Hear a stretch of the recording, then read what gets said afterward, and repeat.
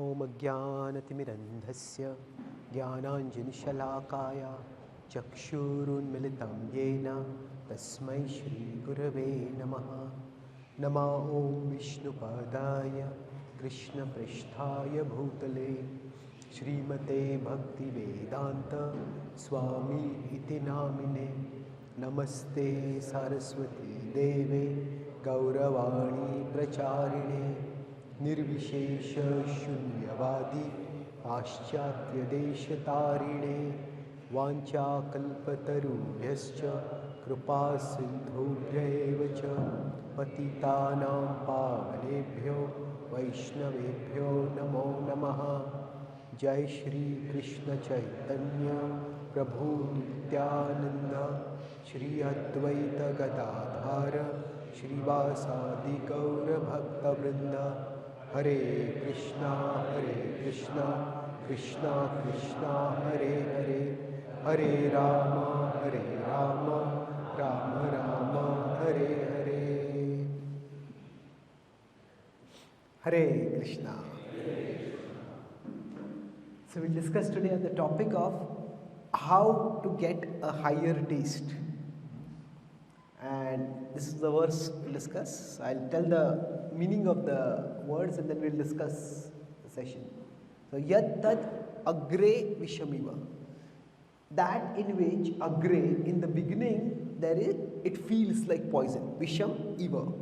So let's recite that. Yat tad agre visham iva. But pariname, although initially it's like poison, eventually it is like nectar. Pariname amrut opamam. Upama is metaphor, analogy. It is like nectar then. Pariname amrutopamam. Tat sukham, that kind of happiness. So the verse starts with vyat and then tat. So it's a continuous. Tat sukham, that sukha is Satvikam proktam. Its proktam is said to be. Pra-uktam. Uktam is said to be. Pra-uktam is declared to be. Systematically said to be. It is said to be uplifting happiness, enlightened happiness. Happiness in the mode of goodness. Tat sukham satvikam proktam. And then Atma Buddhi. So Atma Buddhi, Buddhi refers to intelligence. Atma refers to self. So Atma Buddhi refers to self-intelligence. That while seeking such happiness, a side effect is that we become more and more self-intelligent. That we understand ourselves more and more. Atma Buddhi Prasad. Prasad is the gift, a mercy. Jam is born. It results automatically. So Atma Buddhi Prasadajam. Yat tadagre vishamiva. Pariname amrutopamam. Tat sukham satvikam proktam. Atma Buddhi Prasadajam.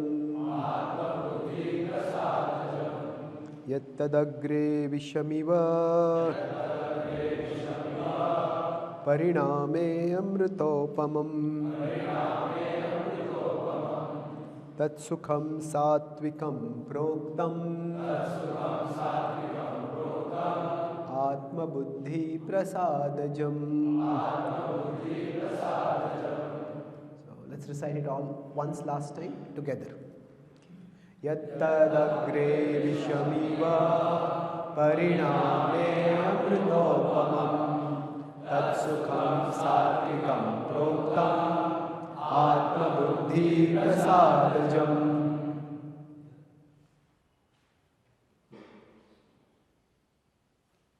Thank you.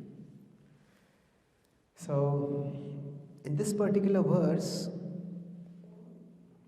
Krishna is actually talking about something of universal relevance. He's talking about a fundamental principle of existence. that we are all searching for happiness. And he's saying the nature of happiness is, if you wanted to depict it diagrammatically, he says that there is poison in the beginning and there is nectar at the end. So this is Sattvic Sukh, uplifting happiness, enlightened happiness. So what is the point of this when he's saying this? That we need to be able to go through the poison to get to the nectar. Now we all have to some extent experience of this in our lives. See, if we are trying to learn a new language, say maybe as children we just wanted to play constantly, but our parents said study. Studying is not enjoyable. But say with studying, we learn a language. Then we can communicate. We can write. And now today, if we meet somebody who can't write or who can't read, then we feel that that person is missing such a whole universe. And now, when a whole universe is opened for us, then okay, what effort we had to put in our childhood to learn to read and write, well, that seems insignificant. Maybe it was difficult, that poison was there, but that poison was tiny. And the world that as it's opened up for us is remarkable. So we could say, we could apply this to reading, writing. We could apply it to some skills that we learn. Whatever it might be, when we learn a particular skill, any learning is not easy in the So learning anything, it's tough initially. But once we learn it, then so much more opens for us. So this principle, in one sense, is universal. That if we consider a hill, so all worthwhile things in life, they are uphill. All worthwhile things, anything we want to do meaningful, valuable in our life. Say many of you are coming here for book distribution. Now, relatively speaking, in the temples where you are living, or some of your students who have come for a retreat, so okay, at your homes, life is comfortable, relatively speaking.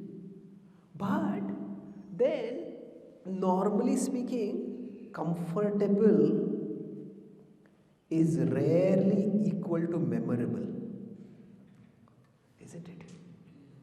If you want to do something valuable, something worth remembering, okay, I sit on my sofa at home and watch TV and eat potato chips and become like a potato. Well, that's not really memorable, isn't it? It may be comfortable. So, when we want to do something valuable, something memorable, something worthwhile, it requires pushing ourselves. So that is a universal principle that Krishna is talking about. So this Visham Iva, the initial poison that is there, we need to be able to push through that to get to the nectar. And this applies in spiritual life also. When we want a higher happiness of absorption in Krishna, of Krishna consciousness, we need to push through the initial poison. So I'll talk about 3 ways in which we can push through that poison. So if you understand this, you will get a IIT degree. One of my friends graduated from IIT. He was not meant to be an engineer. He was much more of a creative person. So he renamed IIT. He says, IIT is the Institute of Infinite Torture.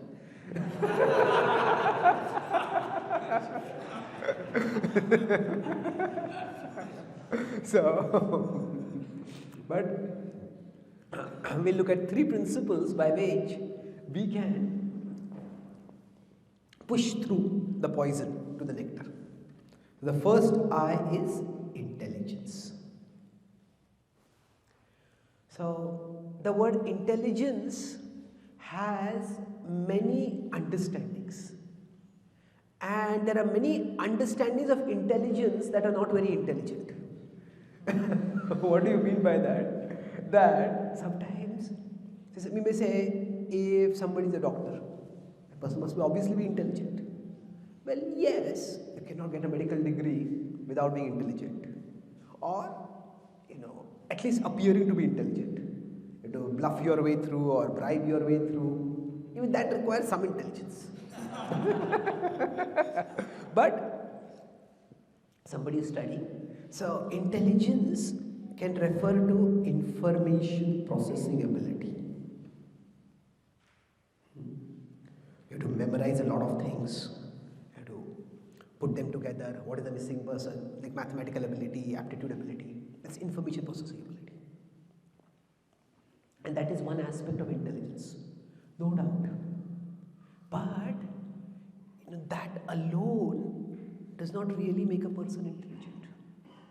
Because say, who knows better than doctors how harmful smoking is? But yet, many doctors smoke. Many doctors drink. They know that. This is not to pile up on doctors in any way. That's not the point. The point is that they may have information processing ability. But still, our profession is so stressful. We want some relief. We want some quick relief. And we'll go there. We will smoke, we'll drink. So, intelligence is not just information processing ability. It is also much more important, decision making ability. The ability to make good choices. In fact, this is much more important. Somebody may have great information processing ability, but if they can't make good decisions, then they will be impulsive, they will be rash, and they can create a lot of trouble for others. Nowadays, with AI coming up more and more, much of the information processing that we are doing, that we often pride ourselves on doing, AI can do it just as well, if not better. Nowadays, there's a lot of fear that AI will take away people's jobs. Well, AI won't just take away people's jobs. AI will take away the jobs of people who can't work with AI. What it means is that people who can do something more than what AI can do, their jobs won't be taken away. So information processing is something which, like I'm an author, one of my services is writing. Now AI can write much faster than what I can write. But AI can't bring in the human element.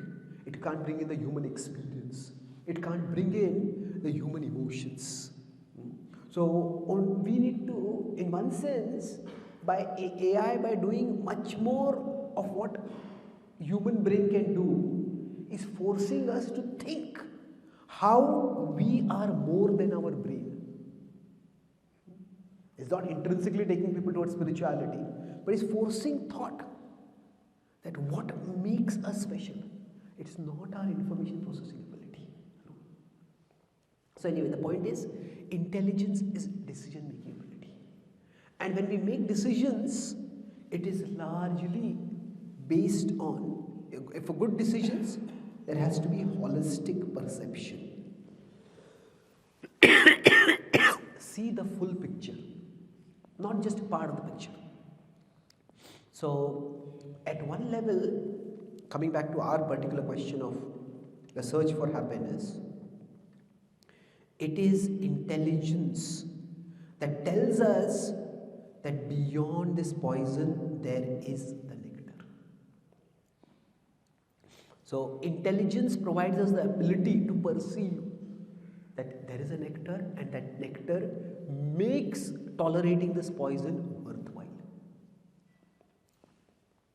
So if a person is not very intelligent, then they'll say, oh, why should I study a new language? What will I gain by it? I'm just losing so much. See, in every activity that we do, there is some loss and there is some gain.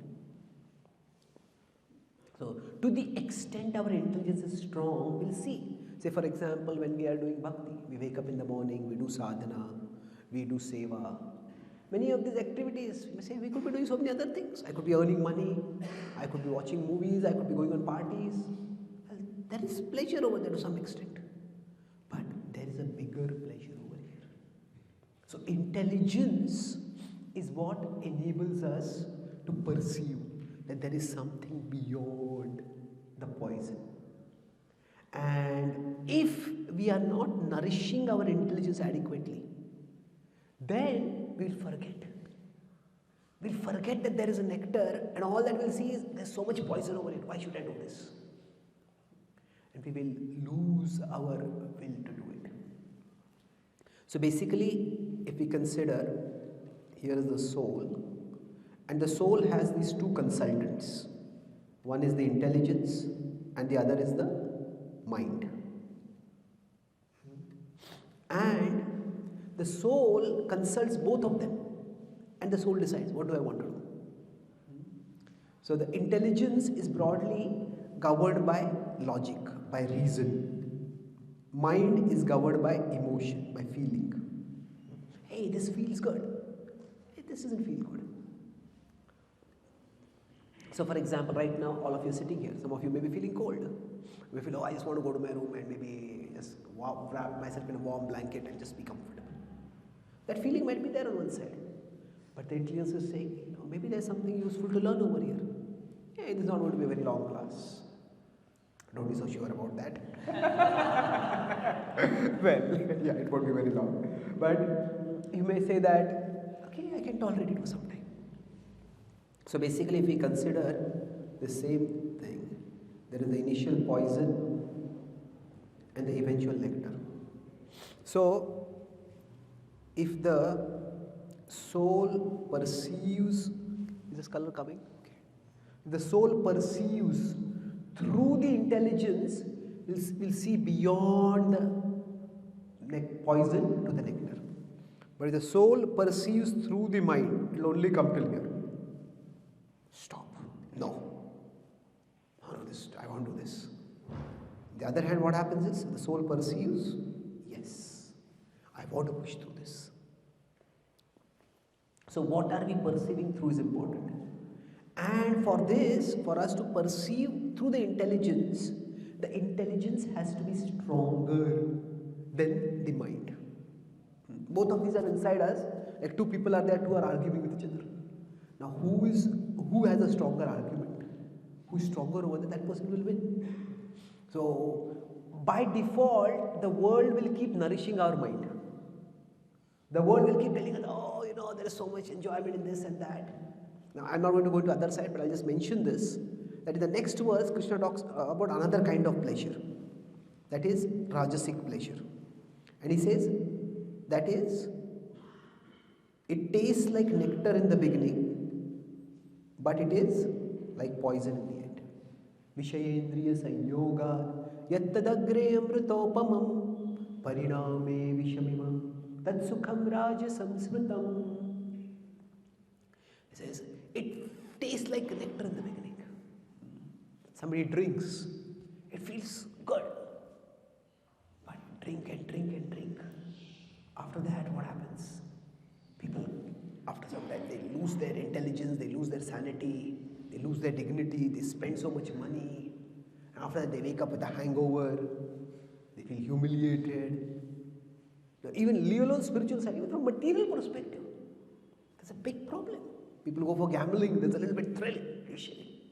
But after that, you lose so much money and it's a horror. What did I do? There's a long tail of poison. Now, going back to this point, what happens is, here also, the mind sees the initial, when the soul sees this way, sorry, what's happening?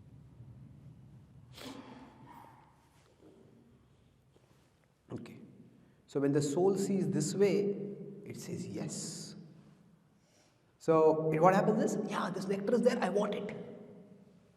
So when the soul sees through the mind, it sees the Rajasic pleasures and says yes. The soul sees through the mind, Sattvic pleasures, says no. On the other hand, if the soul sees through the intelligence, what will happen? It will see till here, it will say no. Yeah, there is this nectar, but after there's a lot of trouble. I don't want it. So this, in one sense, intelligence is the ability to make visible what is invisible, to see what can't be seen. In fact, that is what all science is doing. Sometimes people say, seeing is believing, be scientific. Well, if you are scientific, you should stop seeing is believing. Because all of scientific advancement is going from visible phenomena to invisible principles explaining those phenomena. So, for example, if I drop this phone, I won't drop it, but, but if I drop it, it's going to fall. Now, why does it fall? Gravity. Now, when Newton saw an apple fall, or he felt an apple fall on his head, now that was a visible phenomena. If instead of Newton, there had been the monkey, what would the monkey have done? Taken the apple and eaten it.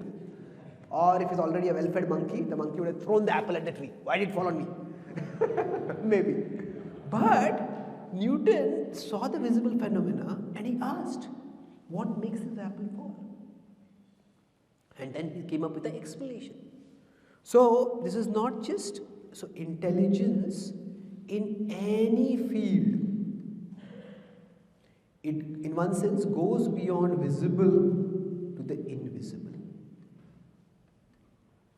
So science. From the visible phenomena of falling objects, you go to gravity. So it's not just that, we're talking about spirituality. The capacity to see beyond what is visible is what characterizes an intelligent person. And this is also conventional wisdom. You say all that glitters is not gold. So now what does it mean? Be intelligent. Just because it's glittering, don't assume it is gold. So it may be glittering like gold, but it may not be gold. So don't just rely on your eyes. See with your intelligence. So this same principle applies in spirituality. So it's not that the Gita is asking us for something extraordinarily different or difficult to do. It is that there is to see beyond the visible to the invisible. So how do we see that? It is by education. So for an ordinary person, for the uneducated eye, a counterfeit gold and original gold may look the same. But the educated eye will have some tests. Beyond what is just visible, look deeper.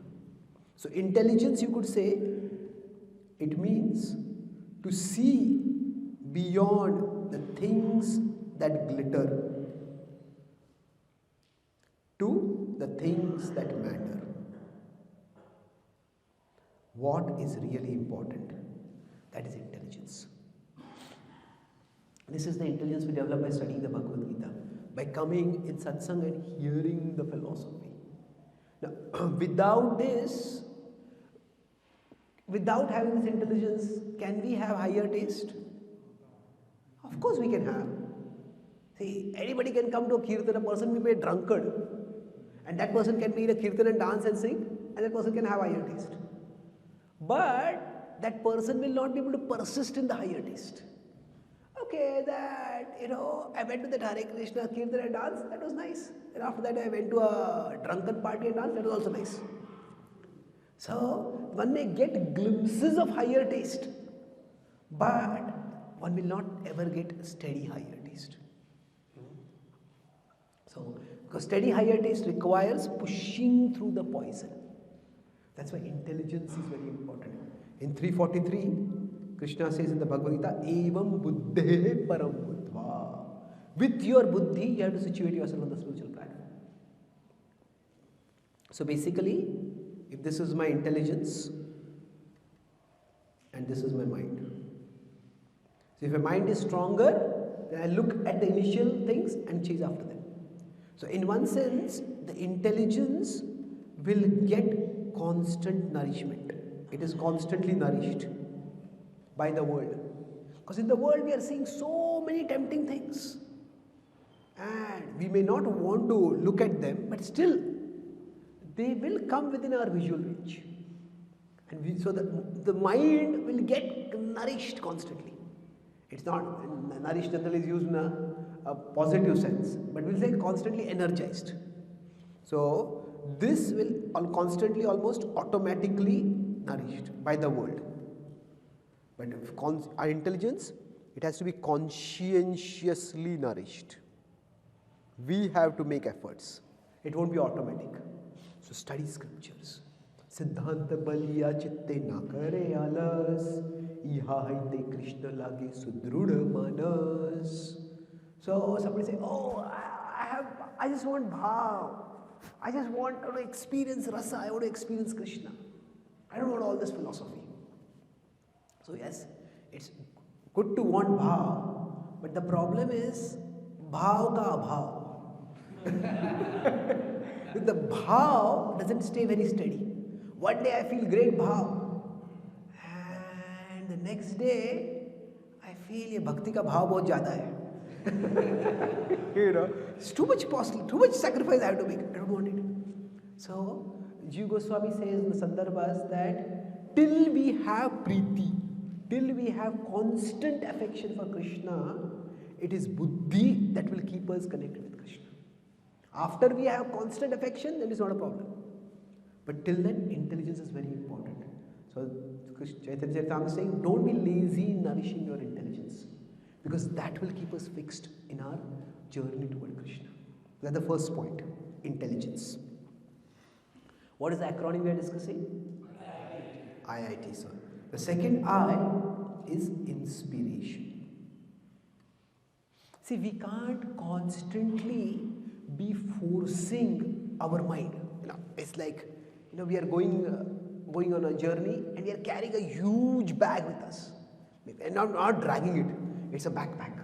It's a backpack that you can't take out. You can go for some distance, but maybe 5 kg, 10 kg, 20 kg. If you got a 40 kg backpack, then you can't go very long, isn't it? So, like that for all of us, if we are just going by intellectual conviction alone, it's like we are pushing on, but our mind is like a huge burden. So, the mind can be like a heavy backpack, and it will first slow us down, and then it will stop us. But it will stop with stopping us. After that, it will do a U-turn. So the very things we gave up, we'll start doing those things. So it won't stop with stopping us. So now this backpack, the mind feels, hey, this is not good, I don't want to do it. So basically, for our bhakti, we also need to get our mind along. That's why many places in the Bhagavad Gita Krishna says, Mai arpita mano buddhir. He's not saying just offer your buddhi to me. The mano also has to be offered to him. And that's why Krishna says we have to make our mind our friend. Nowadays, I have stopped using the word mind control. I prefer the word mind management. Why? Because of two reasons. Especially in the Western world, the mind control term refers to other people controlling your mind. It's like somebody programming you. There's indoctrination, there's manipulation. So, others controlling our mind. So, in fact, the word mind control is considered quite a dirty word in the Western world. The cults associated with mind control, or even media campaigns meant for mind control. And it's true to some extent. Somebody just advertises something 1 time, 10 times, 100 times, 500 times. People think, hey, this is good, I want to buy it. So, position, the word is that it is you being controlled by somebody else, your mind being controlled by somebody else. And generally, when we use the word control, it conveys the idea of force. To control someone, you need constant force. But actually, with respect to the mind management, what we need is management involves skill. And we can't really control the mind only by force all the time. It will be exhausting. It's a skill that we need to develop. Prabhupada uses the example of a snake charmer. Prabhupada says, we have to be expert like a snake charmer to control the snake-like senses and mind. Now, a snake charmer is not a big bodybuilder, isn't it? It means strong means strongly skilled. So skilled means what? See, when we get some inspiration, the intelligence gives us conviction. This is right. I'm convinced it is right, even if it doesn't feel good. This is good for me. But inspiration is generally something that attracts even our mind. So we meet some devotees, and that devotee is very sweet and kind and encouraging. I'm inspired by this devotee. When you say inspired, that's not just my head is convinced. It's my heart is inspired. So when there is inspiration, our mind also feels attracted. So we all need inspiration for this. Now, so for example, different people may be inspired by different things. Say we may come to a place like Rishikesh, and here we see the Ganga, or we see the magnificent Himalayan mountains, we see nature, and we feel, oh, this is so peaceful, this is so uplifting. Our mind itself becomes calmer. And if we go in close to nature and sit down to chant, maybe some of us may find our mind becomes calmer already, just by being in nature. And then we are able to chant, and we're able to chant better. It's not necessary that it happens for everyone like that, because inspiration is very individual. So one devotee may be inspired by a particular devotee's classes. So now, even if that devotee is not necessarily speaking any special, extraordinary points, but just being in the devotee's presence, just hearing their voice, just hearing about Krishna from them, just feels, oh, I'm at a safe place, I'm secure. So we all get inspiration from different things. And when we get this inspiration, we need to be grateful. Now, inspiration, wherever we get it, we should always be grateful for it. So some devotees telling me, no, actually, I was talking with one devotee said that, yes, no, is it that I feel very inspired to practice, to chant when I see the Ganga and the Himalayas. I don't feel so inspired when I'm in front of the deities. So am I a hidden impersonalist? That I'm attracted more not to the personal form of Krishna. I said, attraction to nature is not the monopoly of impersonalists. Isn't it? In our tradition also we are the Vishwarupa. And the point is, are you attracted, while looking at mountains, are you attracted to do impersonal meditation? No. If you're attracted to do chanting of the holy names, then that is anupul. So we cannot legislate inspiration. That inspiration has to come from this way only. Inspiration will come in its own way. So it can't be legislated. Somebody may say that, I like this particular dhun of Hare Krishna mantra. I like kirtan in this tune. Why is that? Well, you can't control that, isn't it? So, but the key point is, it can't be legislated. It can't be predicted or controlled. This is a problem here, that inspiration is like electricity, especially in a rural place. It just goes off any time. That we have in the first canto the example of Narad Muni. He was sitting in meditation and suddenly he saw Krishna. And he was so delighted, and Krishna disappeared. And then again sat down. He tried to do exactly the same steps again. And Krishna didn't appear. So inspiration is not mechanical. Now today morning I come and look at the Himalayas, and oh, this is so wonderful. I just want to be here. Why does this being here have to end? Why does being here have to end? And next day I come, what is there? I already seen this. When will this end? It becomes opposite. With respect to chanting also, sometimes it's like that. Some days we chant and we feel such a sense of power and connection and solidity. And we think, I want to chant more, I want to chant more. Most days, however, when we were chanting, we start thinking, as we take out, sometimes we want to take out the beads from the bead bag. They're looking at it. Has somebody changed from 108 bead to 1008 beads over here? So, this is just not ending. So, wherever we get inspiration, we need to be grateful for it. And we can seek inspiration always, but we can't depend on inspiration, because inspiration is not in our control. So, if we know that, okay, certain devotees association inspires us, certain songs inspire us, certain darshan of deities inspires us, that is good. But we can't count on it all the time, because it may not one day. Our mind is so unpredictable that even the things that inspire us today may not inspire us tomorrow. Or it could also be that the nature of the world is that maybe the things that inspire us are not constantly accessible to us. Maybe we are inspired by the association of our spiritual master, but we can't always be with our spiritual master. Maybe we are inspired by going to Vrindavan or to Mayapur, but we can't always be there. For most of us, if we are working outside, we may be inspired when we go to the temple, but we can't always be in the temple. What to speak of we being always in the temple? Even those who are living in the temple can't always be in the temple. They also have so many services that they have to go.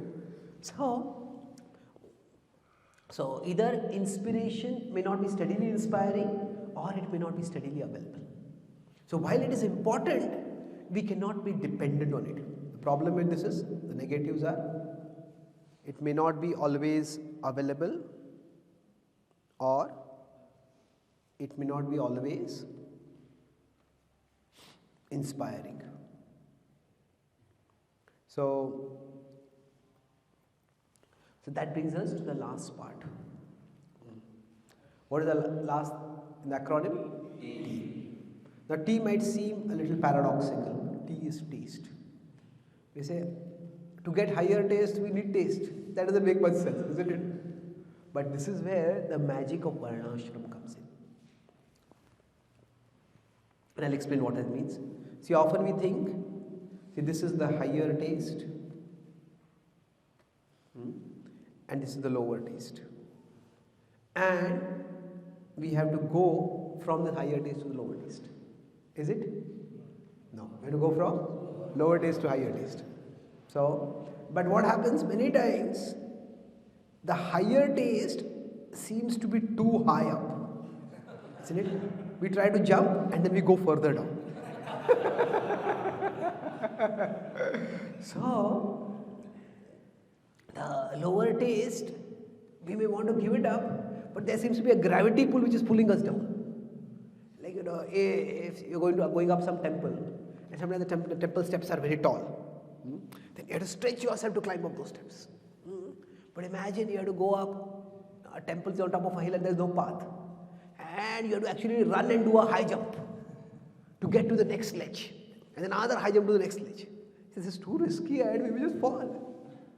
So what do? So like that, sometimes it may feel like going from the lower taste to the higher taste, it just like requires such a big leap.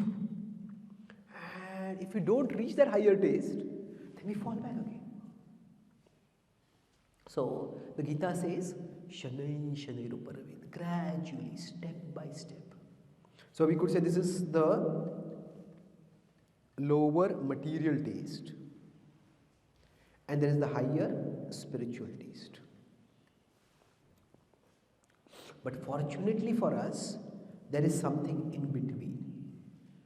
What is in between is the higher material taste. Now what do I mean by higher material taste? It is the material things we are attracted to, but which can be connected with Krishna. Say that this is a big subject, I won't go into it too much at this stage. But basically, within the conditionings that we get from the past, Krishna, if this is my mind, and we are talking right now about learning to manage our mind, isn't it? Intelligence is already convinced. We should make it convinced. Inspiration sometimes comes, sometimes goes. Is there a way we can steadily get our mind to go along? So that inner struggle, that feeling like I'm carrying a big burden on my back and pushing along, that can be decreased. So, if this is our mind, then these are the conditionings of the mind. These what we get from the past. Now, if you see, these conditionings are of two distinct categories. Generally, we think of conditionings as negative. And yes, they are negative. There are negative conditionings and we need to control them. So for example, Krishna says, Kamesha Krodesha. That this Kama is there within our hearts. This is Vasana. And this needs to be controlled. But along with that, there is another kind of conditioning that comes to us from the past. And that, the words may vary, but this is the vritti that is associated with our varna, with our swabhava. So, for example, the Bhagavad Gita 341, Krishna says, regulate. Tasmat tvam indriyanyadav niyamya bharatarshapa. But the same Bhagavad Gita in 333 is saying, Nigraha kim karishyasi. What will repression accomplish? The some commentators on the Gita, there's one commentator on the Gita, he is considered a big philosopher in India, but actually he's not a philosopher, he is a philosopher. Philosopher means he's offering the sophistry for fools. Sophistry means false logic, misleading logic. So he says that India has not understood the Bhagavad Gita. Although the Bhagavad Gita is India's book, India's greatest tragedy is that we didn't understand the Bhagavad Gita. And according to him, what is the key verse of the Bhagavad Gita? What is the essence of the Bhagavad Gita? Nigraha kim karishyasi. What can repression accomplish? And his philosophy, just enjoy. Sambhog se samadhi. So actually, समाधि तक कोई जाता नहीं है, संभोग में फंस जाता है सब. और फिर so basically that idea is nigraha kim karishyasi. What can repression accomplish? Now Krishna in that same chapter is saying regulate your senses. So he's not just giving an indiscriminate call for indulging in lust, anger, greed. Krishna is talking about our swabhava, our varna. Krishna is saying, Arjuna, you are a kshatriya, you cannot repress your nature as a kshatriya. You are a protector. You are meant to protect people. And if that aggressor happens to be your relative, you still have to stop them. You may say, I will not, I can't fight against my relatives today. Okay. You say, I don't mind if I lose my own kingdom. Okay, that's a sacrifice, you can do it. But tomorrow, these same aggressors will be terrorizing innocent people. And that time, you won't be able to live with yourself. That you could have stopped them, you could have stopped this injustice from happening and you didn't do anything. So, nigraha kim karishyasi. The point is that we all have some innate gifts that God has given us. And we are meant to use those gifts. And when you're using those gifts, we get a natural joy in doing those things. So this joy may not be spiritual. Somebody who's a painter, when they're doing painting, even when they're doing a mundane painting, they get absorbed in it. Some people just like to do software coding. Most people do it as a job, but there are people who love it. When they're doing software coding, they might just forget even food, sleep, everything else. Why? Because they get some taste over there. So basically the point is that we all have certain gifts that Krishna has given us. And these are associated with our guna and karma. So guna, we can translate in many ways, it is quality. But when we have the quality for doing something, when we are doing it, we feel content. There is contentment over there. That means I just feel satisfied doing it. Oh, some people like to journal. They say that, when I just put the pen on paper and write, I just feel so peaceful. Some people just like to, whenever they are feeling agitated, just take a harmonium and start playing it. I feel peaceful. So we all have certain activities that give us contentment. Now that person who is journaling may be writing some just mundane thought, no Krishna in it. But still, relatively speaking, that activity gets them towards sattva, some level of peace from rajas and tamas. Similarly, somebody is doing music, it may even be some mundane song, but that calms them down. So when we do something according to our guna, how do we know that it's according to guna? It gives us some contentment. And that is the intermediate taste. It's a higher taste in the sense that somebody may be very agitated, they lost their job. And then they come and just hear some music and they get calmed down. So at least from Rajas and Tamas, they are coming towards Sattva. And Sattvam Sukhe Sanjayati. There is some Sukha in Sattva. It's not spiritual happiness, but relatively speaking, even in this world, we shouldn't equate all the modes. Sattva is far better than Rajas. And even Rajas is far better than Tamas. So, if somebody gets a little towards Sattva, that's also good. And then if we have the karma for doing something, we also get competence in doing that thing. So somebody is feeling very bad, and maybe something has gone wrong in their life, maybe they lost their job, or maybe somebody betrayed them in a relationship, they got a bad health diagnosis, and a friend calls them. Maybe they are good at coding. Can you help me in this? And they start helping, and the friend says, oh, thank you so much. And just the idea that I can do something worthwhile, that helps a person feel good. Now, none of this is entirely spiritual, none of this is intrinsically spiritual. But the point is that it can raise us above the pull of the lower levels. So this is an intermediate higher taste. Now, the wonderful thing about bhakti is that this can be linked with Krishna. So for all of us, we do many services in our life.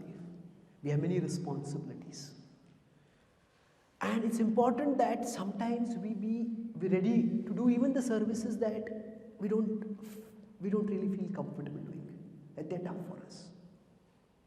At the same time, we need to have some time for some services, some activities that are according to our guna karma, that give us either, say, if I had to do something which I'm not good at and I don't feel good doing, at the end of it I'm just going to feel miserable, isn't it? So, but sometimes if nobody else is there to do it, or that's what I've asked to do, I'll do it. But we need some time, especially to do something which gives us contentment. And when we do that, so then we will be able to sustainably move forward in bhakti.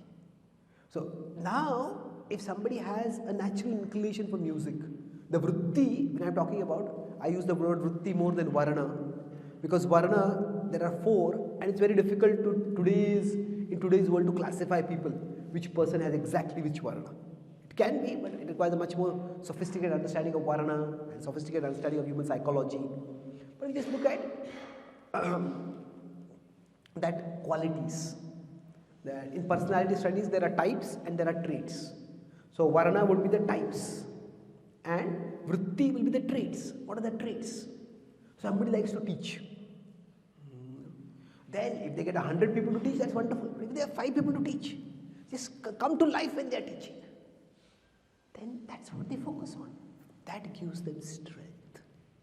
So we can look at, with respect to this, when I say taste, what I mean is that we have to look at our present taste that takes us towards a spiritual taste.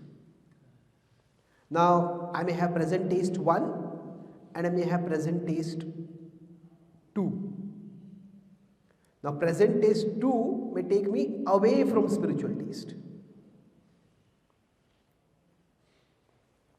So, if the present taste 2 that is taking me away from my spiritual taste, then I say no to that. But it is not that all my present tastes have to be given up.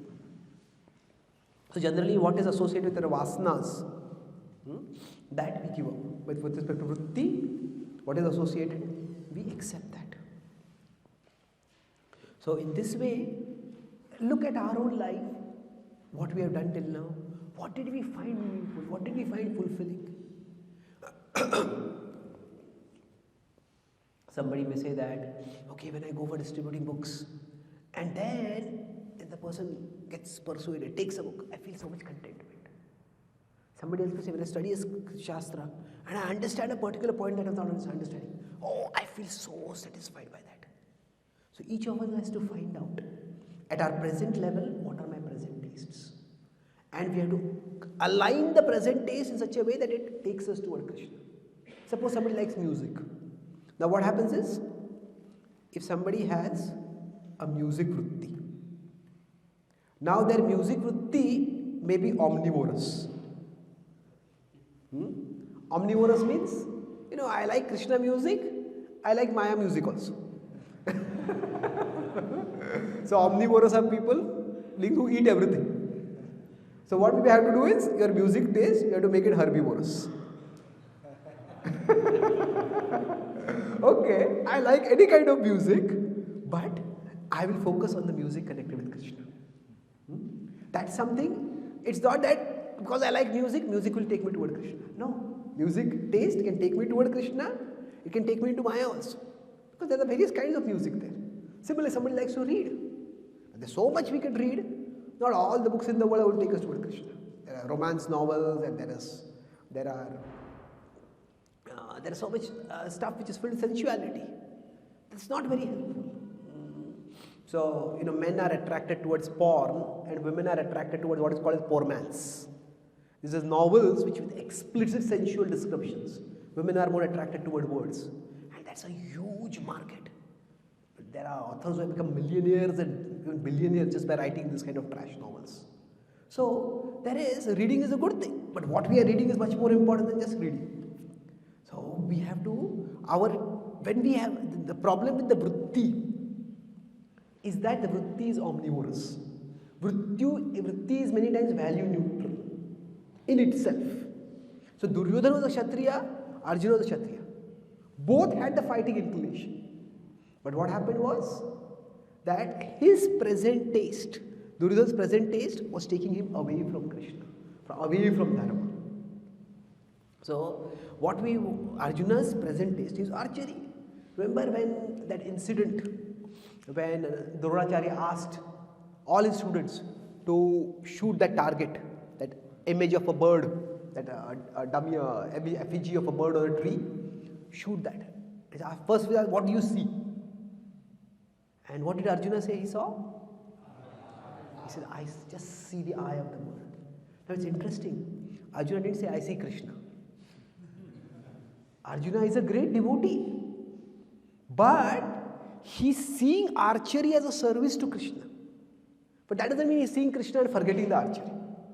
Isn't it? So he has his vritti. So the problem is, vritti can sometimes be, as I said, omnivorous or value neutral.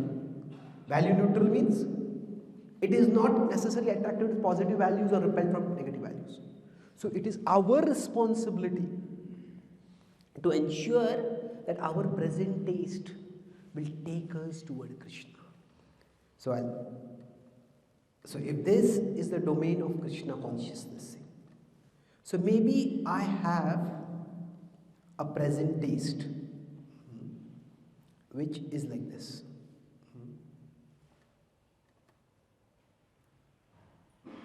So somebody used to like dramas a lot. Somebody likes to like documentaries a lot. Somebody likes to like movies a lot. Now, is all of this out of the domain of Krishna consciousness? Not necessarily. You could do dramas for Krishna. You could do animation and documentaries for Krishna. But then, while doing that, we have to make sure that we don't go out of the domain of Krishna consciousness. So, from here, our present taste can be our foothold or a stronghold. This is what I can hold on to so that I can stay within Krishna. So this is good. But if that present taste is taking me away from Krishna, then that is bad. So the taste that we have can take us towards the taste that we seek.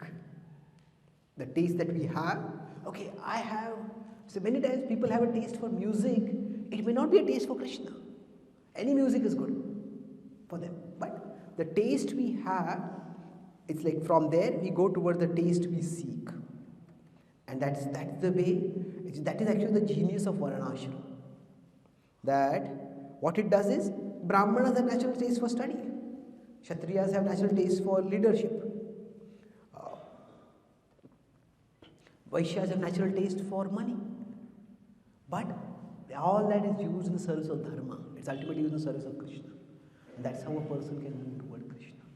So find out what is it that gives us contentment right now. What is it that we are competent? And through that gain strength right now. So if this is our spectrum of activities that we do.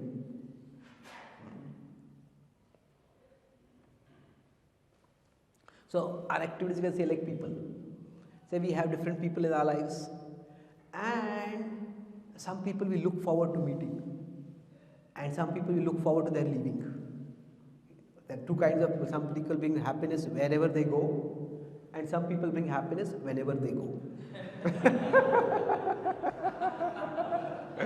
As soon as they come, everybody starts, at least we start feeling tense. Now this person will yell at me, this will happen, that will happen. And that person leaves. We feel relieved. Now we'll all have people like that in our lives. Some people give us strength, some people require strength. And now the people who require strength may not necessarily be bad people. Maybe they are training us, maybe they are taskmasters, but they are doing for our good. However, if we are constantly with people who require strength, being with who require strength, we'll be exhausted. So it is our responsibility to manage that. If I am with a difficult person for some time, then I need to be a person with whom I am comfortable also for some time. I can relax, I can be myself, I can get my strength back. And same way with activities. So there are some activities that require strength for us. And there are some activities that give strength to us. So when we are able to balance this, so okay, today I did my chanting. I just did not get any taste in my chanting. And I'm feeling so frustrated. Spent 2 hours, I feel like I wasted my time. Okay. But then, after that I do some service, I do some cooking. And I am good at cooking. And I cook food, it comes nicely, I serve devotees, they are pleased. I feel I'm doing something worthwhile in my life. That's an activity that gives strength. If I like to study Shastra, I find some time to study Shastra. And then I get reconnected. Oh, I remember this, I connect with this. Oh, I grasp this concept I did not get for so long. That gives me strength. So, of course, there are days when all three when we may get taste in our chanting also, we may get taste in our service also, and we may have strong intellectual conviction also. We have heard some class, we got some philosophical points. That's wonderful. So, if we can go through all these 3 paths towards a higher taste, with intelligence, inspiration and taste, that's wonderful. But if 3 are not there, let 2 be there. If 2 are not there, let 1 be there. And that way, we can keep moving onward towards Krishna. And in that way, param drishtva nivartate. Once that higher taste comes, then we'll become steady. Higher taste essentially means what? Our mind starts seeing this as the higher taste. See, our mind presently says, Krishna is good, but Maya is not all that bad, So, when we say to get higher taste, it means our mind gets that this is the higher taste. I say that taste is good, but I'm not sure it is higher. This may be higher also. We don't know. So when our mind gets it, that's when we become situated in higher taste. So that journey will take time, but it will happen. So it's like, say, if I have the soul and the mind and the intelligence. So this, the intelligence, we can always point towards Krishna. This is higher taste. Then the mind, through inspiration, sometimes we can get it to move towards Krishna. Through taste, we can get it to move towards Krishna. So over a period of time, as through all these paths, we are trying to get our mind towards Krishna, ourselves towards Krishna, we will move steadily towards Him. I'll summarize what we discussed today. So, we are discussing about how to get the higher taste. So, intelligence was the first step. Intelligence essentially means what? To see the invisible. So, it's associated with logic. So, we discussed how in science, in general life also, the basic point is to see the invisible. And that means to see beyond the initial poison to This is what intelligence enables us to see. The mind will stop only here. Mind will say, oh, there's poison? No. This is the mind's vision. So we need to nourish our intelligence. And then, although there is poison, we don't deny it, but there is a whole universe available. We discussed about a whole universe opens through learning, for example. Learning a language, learning a skill. So many things become easier. But it's difficult initially. All good things are uphill. So we need that conviction to persist in that. The second was inspiration. Inspiration is basically where our mind gets it for some time. So inspiration is powerful. In fact, because when we get inspiration, it is much, much more powerful than intelligence. When we feel inspired, we can just shake. I feel as if I can shake mountains. That's the energy we get at that time. But the problem with it is not legislated. That means we can't rule it by this is only when we get inspiration. And it is not controllable or predictable. That's why when we get inspiration, be grateful. But we can't rely on it. It is unreliable. And that brought us to the third part, that was taste. Taste essentially means, see, if we consider our present tastes, they could be associated with our vrittis and our vasana. So the vasana taste, definitely we want to say no to it. Now the vritti taste, if this is our present taste, if we connect it with Krishna, then basically we can use the things that give us taste right now to feel some contentment, and then thereby we can move toward Krishna. The taste could be we just feel some intrinsic satisfaction, or there is some extrinsic satisfaction. Yeah, I did something good. So both of these can give us some taste, and it depends on us to make sure that our present taste takes us towards the ultimate taste. Thank you very much. Hare Krishna.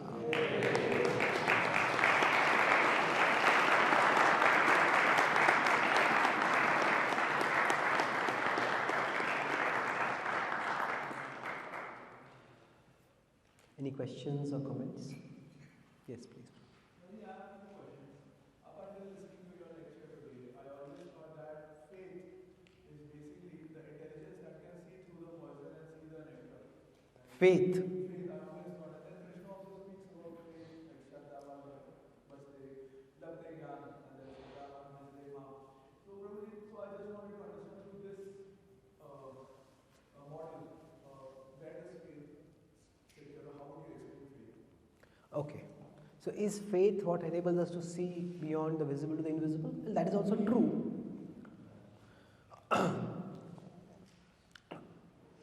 If you consider in the 15th chapter, Krishna talks about Jnana Chakshu. Vimudhananu Pashyanti Pashyanti Jnana Chakshusha. So there he is not saying Shraddha Chakshu, he is saying Jnana Chakshu. It says with the eyes of knowledge, you see that okay, the sun is giving you light, but where does the sun get his ability to get light from? That is from me. Yadadittigatam tejo jagad bhasayate akhilam yachandramasi yacchagnam tat tejo viddimamakam. So now this point, the sun is the visible source of light and Krishna is the invisible source of light. Now, is the link from Krishna, from the sun to Krishna?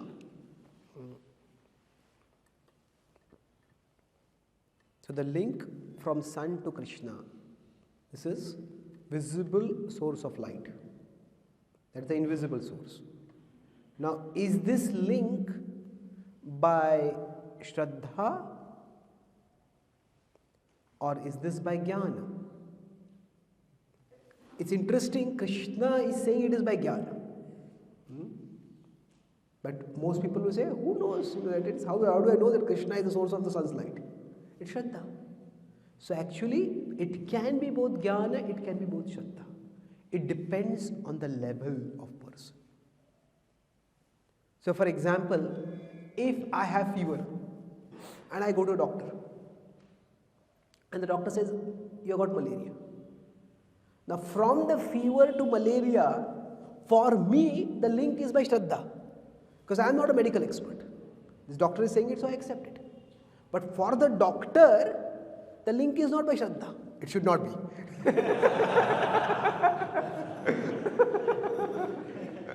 The doctor, it should be a jnana. Okay, yeah, these symptoms. That's why this is a sign of malaria. So basically, what is initially a matter of Shraddha, initially matter of faith, will become a matter of jnana eventually. So now, for example, when Newton started, what made this apple fall? There was some Shraddha. That the apples don't just fall by chance. Must be some mechanism. So even science requires some Shraddha initially. So when Krishna says Shraddhaval Labhate Jnanam, that verse that you quoted, that there is one popular guru who says, Indians, Hindus, the Vedic tradition is meant to be seekers, not believers. Christians are all believers, we are seekers. But it's not that simple. Even to be a seeker, you have to believe that something is worth seeking. Isn't it? Otherwise, how are you going to seek, or why are you going to seek? So it's not so black and white. So initially, it's always Shraddha. Maybe there is something worth learning over here. So is somebody going to dig for gold? Maybe initially it's Shraddha, there is gold over here. But if there's gold found out there earlier, we know there's gold over here now. Now, okay, this kind of sound is coming to this drill over here, there's gold over here. That's jnana. So it's both Shraddha Chakshu and Jnana Chakshu, they're not unrelated. Thank you.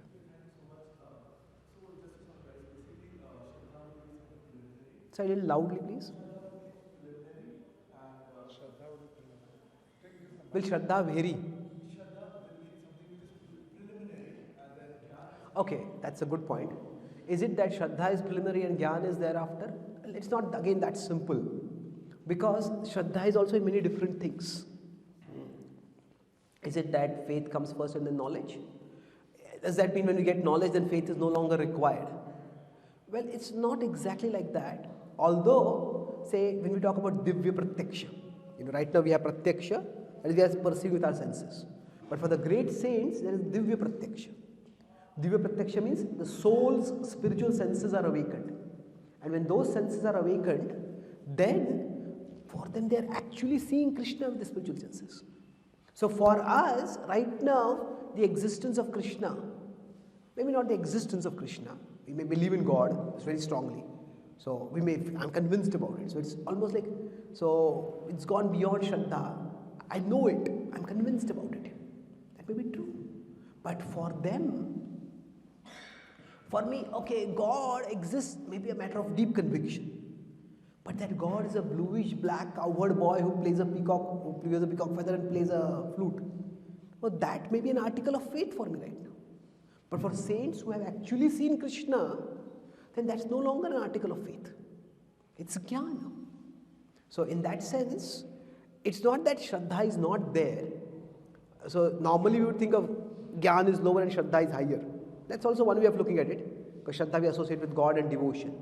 But Shraddha can be defined in different ways. If you're talking about Shraddha means that there is faith that something which I have not seen exists, then that's Shraddha. But when I actually get the knowledge, then that Shraddha is transformed into knowledge.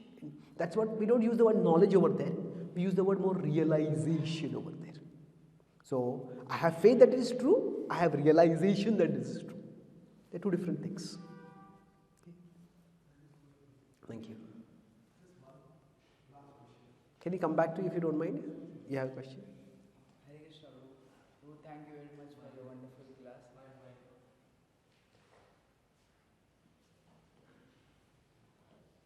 Prabhu, I just wanted to ask, as Krishna says in Bhagavad Gita, and the last verse which you also quoted, which is Param Drishva Nivartate, the sages, the devotees are situated on the level of higher taste. So Prabhu, speaking of myself only, like when we have practically almost no experience of this higher taste, so how can we build that conviction that yes, this is the higher taste? So when there is incessant flow of desires, we need to control it in order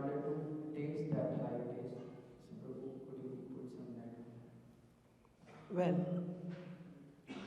Krishna doesn't expect us to start from somewhere other than where we are at. Isn't it? So, yes, we may say we have no experience of higher taste, and that may be true.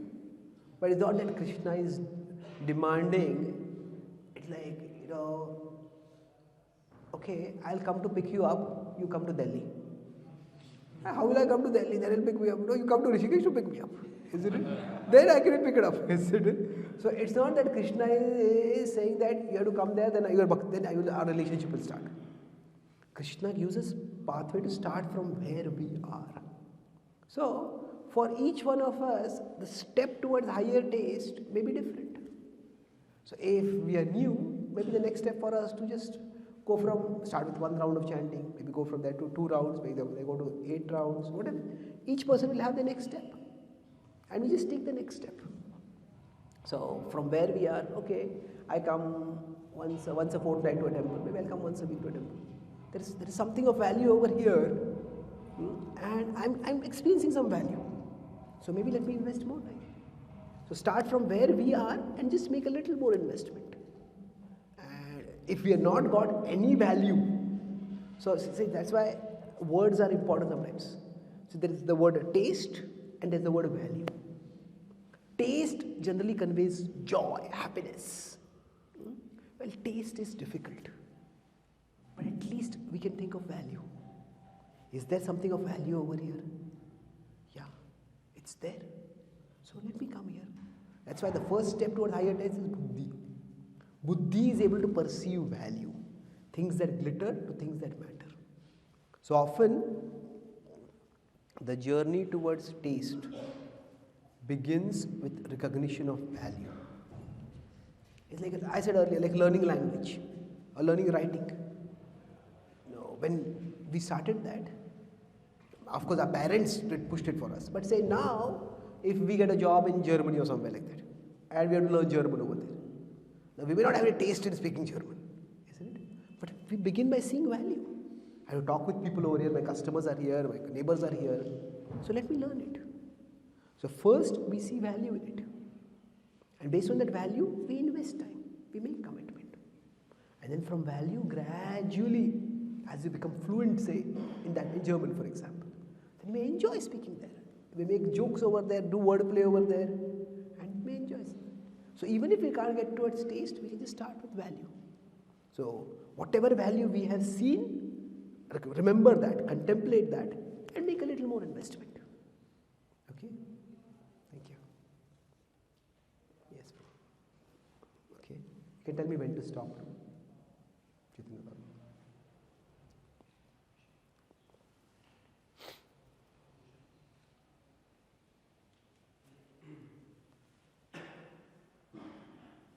Hare Krishna. Guruji, as you mentioned about this thing, so how do we grow in Krishna consciousness? Like how do we look for discomfort or the poison in the beginning so that we get the nectar? Because as you mentioned, the levels are there of this thing. So if we keep pushing towards the which are not aligned to our guna or karma, then in the beginning also we'll get the poison, in the end also it will result in the same. Okay. So if you're pushing something which is not our guna or karma, then we'll get poison in the beginning and the end also. Well, I would say it's not just doing something which is not our guna or karma. That will lead to, Krishna talks about that in the mode of ignorance. Yadagre cha anubandhecha sukham mohanam nidra alasya pramadottam tattama samudharutam. There are some activities like from beginning to end poison. Now, when will that happen? If we do that and make that the only thing I'm doing. Or we do that and have excessive expectations from us. Okay, see, life is complicated. Nobody, even if people know their varna perfectly, this world is dukkhalaya, means nobody gets to do constantly what they like to do. Somebody is a cricketer. And not just because there's so much money in IPL. They really love cricket, assume. But as a cricketer, do you think they love the workouts? Maybe say, I love workouts. Maybe there are some special people like that. But then there is so much media scrutiny. On the one side there is fame, but there's no privacy over there. Every small thing can become a scandal. And there are so many things, even about what we like to do, there'll always be some things which we don't like to do. So life is always a mixed bag. So there will sometimes be, in anyone's life, they have to do things that they don't like to do. So what do you do about that? So we make sure that that doesn't occupy too much of our time and space, mental space specifically. So if I am not good at, say, cooking, and I'm not very good at cooking, and I don't feel good while cooking also, and maybe I have to cook if I'm alone and I have to cook for myself, well, I can manage. That is the law of karma. What you cook, you have to eat. Isn't it? But maybe if there's nobody else, I'll cook. But then I'm tolerating my cooking and others are tolerating my cooking also. So sometimes we have to do it. But then don't make that the sole service. Have something else to do. And then don't have unrealistic expectations. That, I'll become a master chef. Well, we may all have gifts that we don't know we have. And who knows, somebody may become a great chef also. But if we have tried and it's not worked, then don't keep pushing yourself constantly in that direction. Some things we may not be able to do. Nobody is God. That means nobody can do everything equally well. And we accept our limitations. So, Yudhishthir, he was the eldest brother, but he was not as good as Bhima in fighting. He was not as good as Arjuna in archery. He did not think, how will I be able to maintain my authority over my brothers if I'm not better than them? No, he was good in dharma, and they respected him because of that. So everybody has limitations. It's that, but that doesn't mean that Yudhishthira said, "Oh, I'll not fight at all." He was also good. He was especially good at spear fighting, and he fought with that. Okay, thank you. Yes, bro.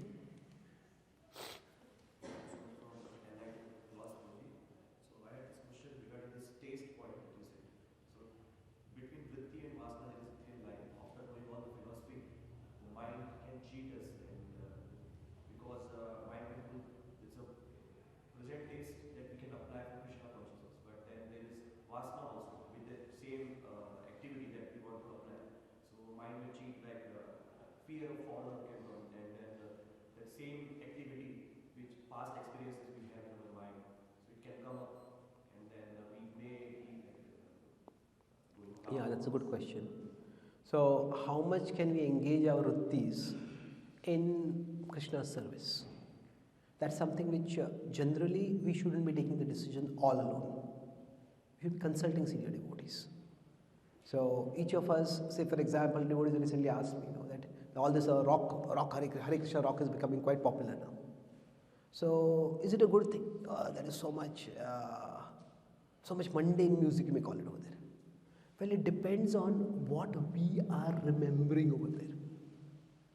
If we are hearing that kirtan, are we just looking at all the fancy dress and the fancy moves and all that loud music, or are we remembering Krishna over there? For some people, it may be that helps them remember Krishna. For other people, they don't remember Krishna, they remember other things. That's what registers in their consciousness. So if that is what is registering in their consciousness, then that is pratikul. That is unfavorable, keep it aside. But what is unfavorable for me doesn't mean it has to be unfavorable for everyone else. Isn't it? So that's the individuality in bhakti.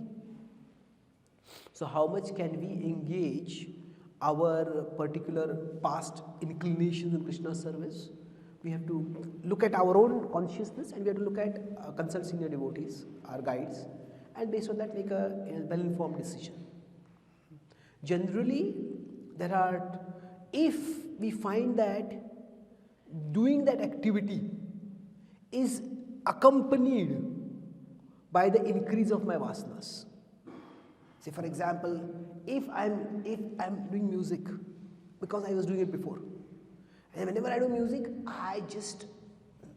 we all want appreciation for some service that we have done well. But if we're just craving for it, demanding it, and when we are doing kirtan, we are not remembering Krishna, we are thinking, how many people are going to appreciate me after the kirtan? Well, that our and if not only that, if some people don't appreciate, we get angry. Are you dumb? Are you deaf? Did you hear how nice my kirtan was? So then that is a problem. So if somebody is doing kirtan and then the person is looking at, how many Matajis are coming and appreciating me, then okay, then there's a problem out there. So in general, we can easily make out based on our consciousness that is this engaging with this vritti, is it increasing my lust, is it increasing my anger, is it increasing my pride? If that is happening, then I have to be a little careful. If I'm able to see this is one gift given to me by Krishna and I'm using it in Krishna's service, then we won't become too proud of that. Okay, thank you. Okay, let me know when to stop now. Okay, one last question we have. हरे कृष्णा प्रभु जी मेरा question था, जैसा intellectual जितने भी persons होते हैं उनको जब तक साक्ष्य नहीं मिलता है तब तक वो किसी चीज़ को एक्सेप्ट नहीं करते। तो साक्षी, साक्ष्य एविडेंस। आप क्या शब्द बोले? सूरज नहीं, आप शब्द क्या बोले? साक्षी साक्षी साक्षी मीन्स विटनेस ना? हाँ विटनेस हाँ विटनेस ऑल्सो साक्षी means evidence also? पुरावा, प्रमाण, okay, साक्षी. Okay. सबूत. Okay.